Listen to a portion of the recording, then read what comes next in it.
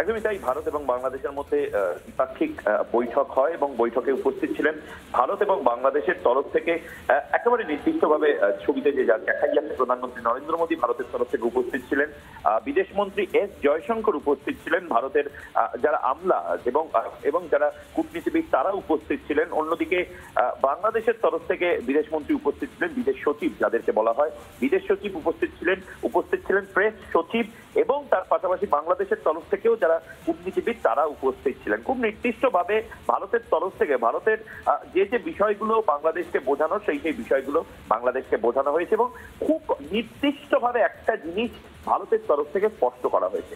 ভারত বিশ্বগুরু হিসাবে, বিশ্ববন্ধু হিসাবে কোনো দেশের সাথে কোনো রকম হানাদার মানসিকতা নিয়ে চলতে চায় না, কিন্তু ভারতকে শত্রু হিসেবে মনে করে বাংলাদেশ অগ্রগতি খুব একটা করতে পারবে না। বাংলাদেশ বরাবর ভারতের সাথে বন্ধু ছিল, বন্ধু আছে।